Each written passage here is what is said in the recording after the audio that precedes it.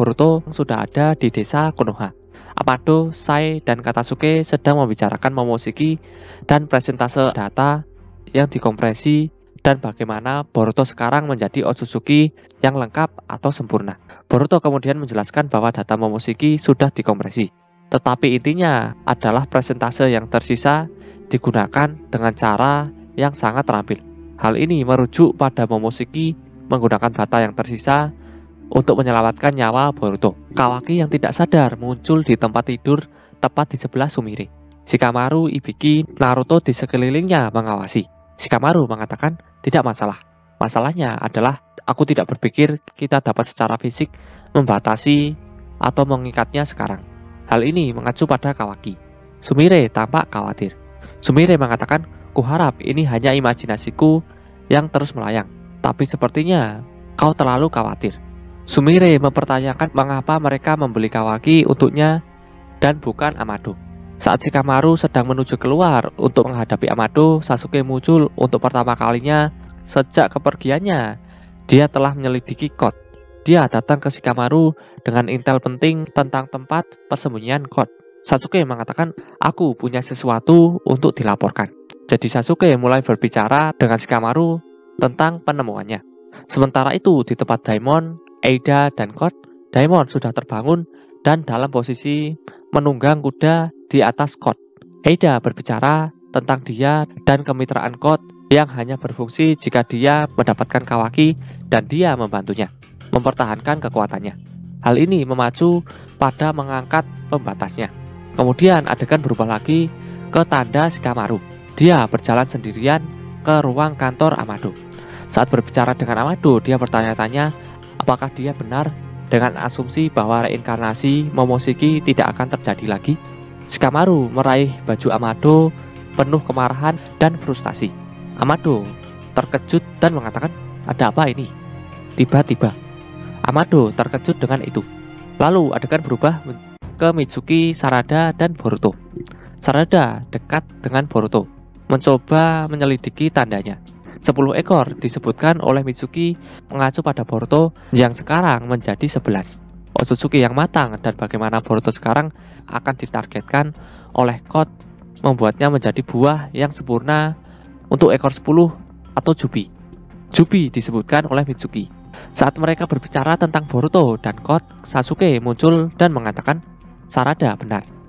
Mereka terlihat senang melihat Sasuke lagi. Bahkan Sarada berteriak memanggil ayahnya. Sasuke memberitahu tim 7 tentang Code, musuh mereka yang tidak boleh diremehkan, dan siapa target nyata berikutnya. Hal ini mengacu pada Boruto. Adegan kemudian beralih kembali ke Shikamaru dan Amado. Shikamaru mempertanyakan Amado tentang mengapa dia mengkonfigurasi ulang karma Kawaki dan melakukan prosedur tersebut tanpa persetujuan dari Naruto dan yang lainnya.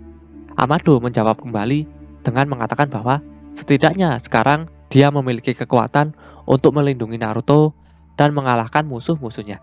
Adegan berubah menjadi awan ketegangan antara Amado dan Shikamaru yang berada dalam percakapan tatap muka yang panas.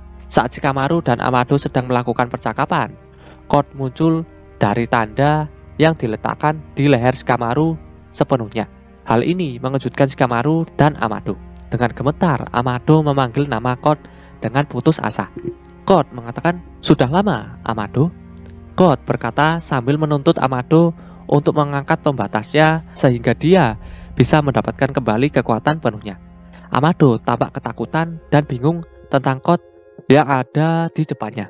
Amado mengatakan, dalam sekejap mata, para shinobi akan merasakan kehadiranmu dan mereka akan berada di sini dalam sekejap. Kata Amado mengacu pada tim sensor Konoha. Adegan berubah ke Ino dan divisi sensor yang segera merasakan bahwa cakra baru telah memasuki desa secara tiba-tiba tanpa pemberitahuan. Ino mengatakan cakra ini tidak mungkin. Ini adalah Code di dalam lab Amado. Dan Shikamaru melakukan kontak sensorik. Shikamaru menggunakan jutsu khasnya, Kagemane no Jutsu atau jutsu pengikat bayangan. Hal ini dilakukan Shikamaru untuk menahan Code yang terkejut sekarang. Peti mati tiba-tiba terbuka dan Delta yang diciptakan kembali atau dikonfigurasi ulang keluar. Dia sekarang memiliki simbol di dahinya, mengingatkan pada simbol Konoha.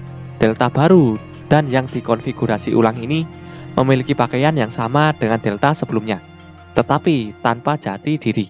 Code dalam keadaan terkejut mengatakan, "Delta?"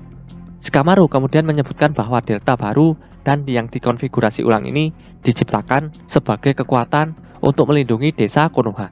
Shikamaru kemudian menginstruksikan Delta bahwa Code adalah musuh Konoha.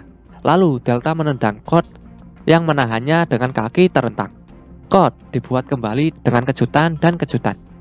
Code masih ditahan oleh Delta tetapi berhasil menempatkan tanda cakar di dinding di sampingnya. Shikamaru mencoba untuk menghentikannya tapi sudah terlambat.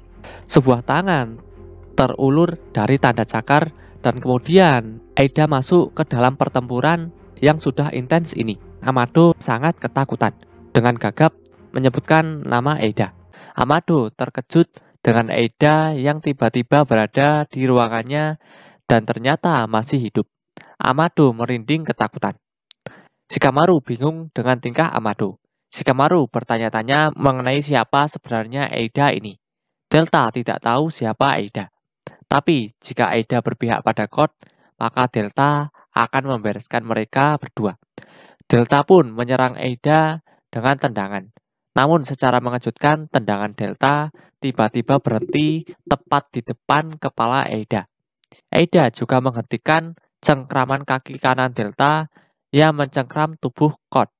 Shikamaru terkejut dan menanyakan kepada Delta mengenai apa yang Delta lakukan. Delta sendiri juga ingin tahu ada apa sebenarnya. Shikamaru masih tidak paham dengan Eida. Shikamaru pun mengatakan situasi darurat kepada Ino melalui jutsu telepati dan butuh bantuan. Sementara itu di tempat Sasuke dan Boruto, Sasuke meminta maaf kepada Boruto karena menghentikan amukan Momoshiki adalah kewajiban Sasuke sebagai guru Boruto. Sasuke ada di sana saat Boruto membutuhkan Sasuke. Dan Kawaki juga harus mengambil peran yang berat. Desa Konoha tidak butuh membenci siapapun kecuali Sasuke. Boruto mengatakan bahwa Kawaki melakukannya karena Boruto dan Kawaki adalah saudara. Boruto lalu berniat mengembalikan ikat kepala Sasuke dan berterima kasih kepada Sasuke. Bagi Boruto, ikat kepala itu membantu membulatkan tekadnya. Sasuke pun memberikan ikat kepala itu jika itu berguna bagi Boruto. Boruto sangat berterima kasih dan akan menjaganya seumur hidupnya. Boruto lalu memakai ikat kepala Sasuke. Sasuke mengatakan bahwa mungkin akulah yang selanjutnya harus menunjukkan tekadnya. Di sisi lain, Sarada dan Mitsuki sedang memantau Boruto dan Sasuke. Sarada penasaran dengan apa yang dibicarakan Boruto dan Sasuke. Mitsuki mengatakan kalau situasi berjalan buruk, Boruto pasti mati. Master Sasuke pasti merasa bersalah sebagai gurunya. Aku sendiri juga. Bahkan sekarang pun saat aku memikirkan kalau Boruto bisa saja mati tanpa aku di sana untuk membantunya. Itu masih membuatku merinding. Dan anggap saja ada seseorang yang sungguh akan membunuh Boruto. Aku tak tahu apa yang akan kulakukan pada orang itu. Maaf, aku baru sadar kalau itu kedengarannya tidak mengenakan. Sarada mengatakan, aku benar-benar syok soal semua hal yang terjadi padanya. Dan aku sangat bersyukur dia bisa selamat. Tapi di tengah hal itu, aku mulai merasa semakin marah. Kau tahu, maksudku itu bukan salahnya. Aku tahu itu. Dia tak bisa mencegah semua ini terjadi. Tapi tetap saja, apa kita sungguh tak berguna? Kau tahu, aku ingin membantu dirinya lebih dari ini. Sebenarnya aku marah pada diriku sendiri. Mitsuki menanyakan kepada Sarada bahwa jadi kau memang suka pada Boruto? Setelah mendengar pertanyaan Mitsuki, Sarada merasa malu dan tidak mengakuinya. Mitsuki lalu mengatakan kepada Sarada bahwa kita harus jadi lebih kuat demi menghadapi Otsutsuki. Sarada mengatakan itu sudah jelas, karena jika tidak, aku tak layak menjadi Hokage.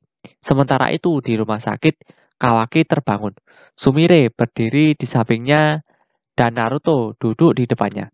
Ini membuat Kawaki ingat saat dirinya dan Naruto pertama kali bertemu. Naruto menyuruh Sumire untuk pergi sebentar karena Naruto ingin bicara berdua saja dengan Kawaki. Kawaki menanyakan kepada Naruto, "Kau tak akan menghukumku karena membunuh Boruto?" Sumire pun terkejut mendengar perkataan Kawaki. Naruto mengatakan kepada Kawaki, "Tenanglah, Boruto baik-baik saja. Kekuatan karmanya telah menyelamatkan nyawanya. Ceritanya panjang, tapi dia masih hidup. Kalau kau tak di sana, kita semua mungkin sudah mati. Aku tak mengatakan ini hanya karena Boruto baik-baik saja. Tapi aku bersyukur. Boruto juga merasakan hal sama. Dia bilang, kau mengambil peran yang menyakitkan. Kau sudah pernah mengatakan ini, Kawaki. Tapi tempatmu adalah di sini, di Konoha. Tidak dimanapun lagi. Semua orang di Konoha adalah keluarga bagiku, termasuk dirimu." Saat Naruto berbicara dengan Kawaki, Ino tiba-tiba memanggil Naruto lewat jutsu telepati klan Yamanaka. Ino memberitahu bahwa musuh menyerang di lab 3. Code dan satu orang lagi yang identitasnya tidak diketahui. Informasi ini juga didengar oleh Sasuke. Sasuke pun bergegas untuk menuju ke sana. Sasuke juga memberitahu Boruto dan mengajaknya.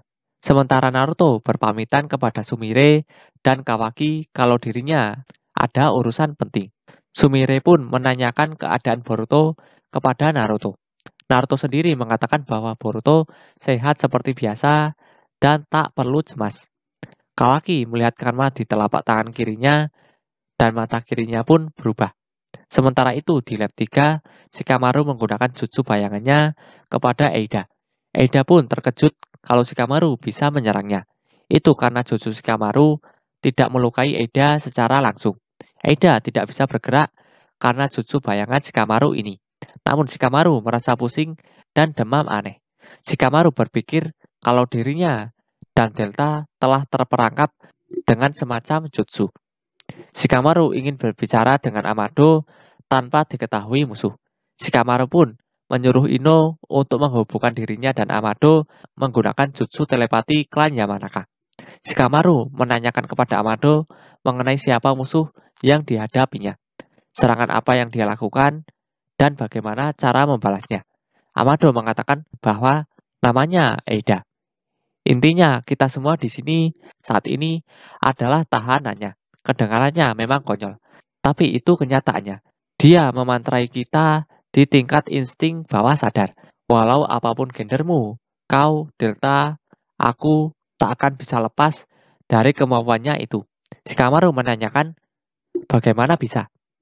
Amado menjawab, pusing, vertigo, demam, kesalahan pengambilan keputusan, kaku otot, dari ketegangan berlebihan. Masing-masing organ mengalami gejala yang berbeda. Tipe simple seperti Delta akan langsung terpesona. Shikamaru menanyakan bagaimana kita menghadapinya. Amado menjawab, tidak bisa. Setelah kau menjadi tahanannya, maka berakhir sudah. Eida sendiri tidak bisa mengendalikan kemampuannya ini. Dan efeknya akan bertahan hingga dia mati. Shikamaru mengatakan, hingga dia mati, jadi caranya sangat simpel. Amado mengatakan, kalau begitu coba saja. Kau akan lihat sendiri betapa percumanya melawan dia. Jutsu bayangan Shikamaru tidak akan bertahan lama. Dan Shikamaru sendiri hampir tidak bisa menahannya. Tubuh Shikamaru tidak bisa bergerak dan kunai yang ada di tangannya pun lepas. Melalui telepati klan Yamanaka, Amado mengatakan kepada Shikamaru, sudah kubilang percuma saja. Walaupun kau berpikir ingin membunuhnya, instingmu akan menolak pikiranmu itu. Berhentilah melawannya, jika tidak, pikiranmu akan rusak. Jutsu bayangan Shikamaru yang mengikat Code dan Eida pun lepas. Dalam hati, Shikamaru mengatakan, aku tak percaya. Bahkan Naruto dan Sasuke tak akan bisa apa-apa melawan kemampuan ini. Malahan, mereka akan lebih dalam bahaya karena Code yang menginginkan mereka mati. Shikamaru pun bingung mengenai apa yang harus dirinya lakukan. Kemudian, Code mencengkram tangan kanan Amado dan menusuk dada Amado di bagian kiri dengan tangan cakarnya. Amado berteriak kesakitan. Shikamaru pun mengingat perkataan Amado bahwa Amado bukanlah seorang profesional. Amado akan menyerah dengan mudah jika dipaksa melepaskan pembatas kekuatan milik Code. Shikamaru lalu menanyakan kepada Eida, "Eida, apa motifmu? Kenapa kau membantu Kot? Apa kau punya dendam dengan Konoha?" Eida menjawab, "Tidak juga. Motif Kot itu khusus bagi dirinya saja. Aku sama sekali tak peduli dengannya." Shikamaru menanyakan, "Lalu kenapa? Kenapa bekerja sama dengannya?" Eida mengatakan, "Ya, aku tak punya alasan merahasiakannya. Jadi aku tak keberatan mengatakannya padamu, karena kau gampang diajak bicara. Jadi kau tahu, aku menyukai Kawaki." Shikamaru dan Amado terkejut mendengarnya. Eida merasa malu dan mengatakan, "Aku hanya meminta bantuan coach soal itu. Sebagai balasannya, aku membantunya mendapatkan kekuatannya kembali." Shikamaru akhirnya mengerti dan berterima kasih kepada Eida karena sudah memberitahunya. Shikamaru lalu mengatakan kepada Ino bahwa situasi berubah dan Shikamaru mengganti rencana. Shikamaru meminta Ino untuk mengubah kode kunci pintu kamar tempat Shikamaru dan lainnya berada sekarang. Hal ini bertujuan agar Naruto dan lainnya tidak masuk, karena musuh memiliki kemampuan yang menyulitkan. Shikamaru meminta Ino untuk menahan mereka yang akan membantu Shikamaru. Shikamaru mempunyai tawaran kepada Eida. Shikamaru mengatakan kepada Eida, "Maukah kau berpindah ke Konoha? Pikirkanlah. Aku percaya kita bisa saling membantu. Dan setelah itu, kau bisa mengatakan kepada Kawaki perasaanmu atau apapun juga maumu." Eida pun terdiam. Perkataan Shikamaru ini membuat Kot dan Amado kebingungan. Eida menanyakan kepada Shikamaru mengenai tawaran Shikamaru yang menyuruh Eida pindah ke Konoha. Shikamaru mengatakan bahwa itu yang terbaik kalau Eida ingin lebih dekat dengan Kawaki. Eida kemudian mengaktifkan kekuatan matanya. Kot khawatir jika Eida meninggalkannya. Sementara Shikamaru terkejut dengan kekuatan mata Eida dan bertanya-tanya mengenai apa yang dilakukan Eida. Sementara itu, Naruto berusaha masuk ke ruangan Amado, Shikamaru, dan lainnya berada. Namun pintunya tidak bisa terbuka. Kemudian melalui jutsu telepati Ino, Shikamaru menjelaskan kepada Naruto tentang situasi yang terjadi. Juga alasan Naruto kenapa tidak boleh masuk ke ruangan itu adalah untuk melindungi Naruto dari jutsu musuh yaitu Eida.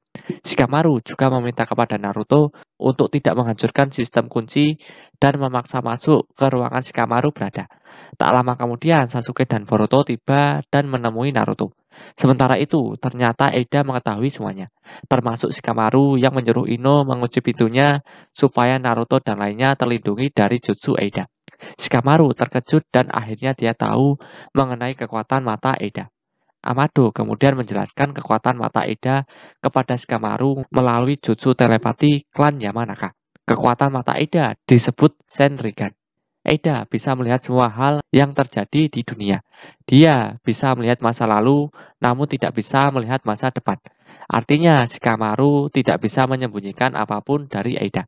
Shikamaru lalu beranggapan kalau Jutsu Eida tidak bisa menguping pembicaraan melalui telepati milik Ino.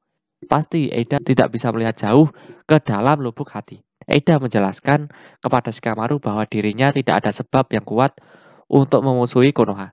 Shikamaru awalnya tidak menganggap Eida sebagai musuh, tapi karena Eida membantu Kot, Eida dianggap sebagai musuh Konoha. Shikamaru lalu menawarkan Eida sekali lagi. Pihak mana yang lebih baik Eida pilih? Konoha atau Kot.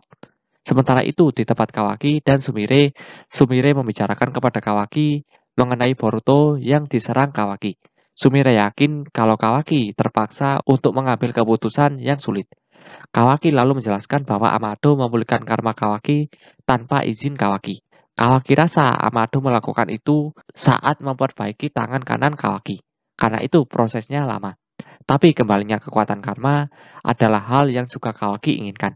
Jika tidak ada karma itu, mungkin Hokage ke-7 sudah mati. Ini adalah pertama kali Kawaki bersyukur memiliki kekuatan karma dari lubuk hati yang terdalam. Sumire lalu mengatakan kepada Kawaki bahwa Sumire merasa alasan kenapa Amado mengembalikan karma Kawaki adalah demi tujuan pribadinya Amado sendiri. Sementara itu, Kot memaksa Amado melepaskan pembatas kekuatan milik Kot. Kot pun menusuk dada Amado lebih dalam lagi. Amado merasa sangat kesakitan dan mengatakan kepada Shikamaru kalau dirinya tidak bisa bertahan lebih lama lagi. Shikamaru menyuruh Amado untuk bertahan karena Code tidak mungkin membunuh Amado jika pembatas kekuatannya belum dilepaskan. Sebaliknya, jika pembatas kekuatan Code sudah dilepaskan, maka Amado sudah tidak dibutuhkan dan pasti Amado akan dibunuh. Amado merasa bahwa dirinya akan mati karena syok duluan. Shikamaru pun kebingungan dengan apa yang harus mereka lakukan. Kemudian secara tiba-tiba, Eida menyuruh Code untuk mundur karena Kawaki akan segera datang. Shikamaru berpikir kalau Kawaki mungkin berencana masuk lewat ventilasi dengan mengecilkan tubuhnya menggunakan kekuatan Sukuna Hikona. Ternyata dugaan Shikamaru benar, dan Kawaki sedang dalam perjalanan. Shikamaru beranggapan bahwa alasan mereka ingin mundur karena Kawaki juga bisa menetralkan bekas cakar Code. Jadi mereka takut jalur kabur mereka terputus. Amado lalu mengatakan kepada Shikamaru bahwa alasan mereka bukan hanya itu. Ada batasan orang yang tidak bisa tergoda oleh Eida. Salah satunya adalah keluarga sedarah dan Otsutsuki. Shikamaru pun agak kesal dengan Amado karena tidak mengatakan info sepenting itu dari tadi. Amado mengatakan kepada Shikamaru bahwa jika aku katakan, kau pasti akan langsung memanggil Kawaki ke sini, bukan? Untuk melawan mereka. Shikamaru mengatakan kepada Amado, memang apa salahnya? Bukankah itu tindakan terbaik di situasi saat ini? Amado mengatakan, yang benar saja, aku tak boleh membiarkan Kawaki sampai mati. Dia saat ini sudah hampir mati dan itu tanpa Eida. Maaf, tapi aku tak akan membiarkan kau membahayakannya lagi. Keberadaan Kawaki pasti sudah sangat menyulitkanmu. Aku tak salahkan dirimu. Dari awal dia memang bibit masalah untuk Konoha. Dan sekarang bahkan Hokage pun tak bisa lagi mengawasi kekuatannya. Jika aku ada di posisimu, aku pasti akan berpikir kalau yang termudah adalah jika Code atau keduanya mati saat saling bertarung. Code dan Eida berencana untuk kabur. Biarkan saja. Jangan halangi mereka hingga Kawaki tiba di sini. Kalian akan dapat kesempatan lain untuk mengalahkan mereka. Tak ada salahnya memberi waktu bagi Boruto dan Kawaki untuk jadi lebih kuat. Kemudian Amado dipindahkan ke tempat lain oleh Code menggunakan jutsu istimewanya. Code sebenarnya tidak ingin membawa Amado ke tempat persembunyiannya. Eida dan Code bergegas untuk kabur sebelum Kawaki datang. Shikamaru sendiri sudah tidak bisa menahan jutsu pengikat bayangannya lebih lama lagi. Shikamaru lalu mengatakan kepada Eida dan Code bahwa, ayolah, apa salahnya bertemu dengan Kawaki? Kenapa kalian malu-malu? Kemudian Eida menyuruh Delta untuk menyerang Shikamaru.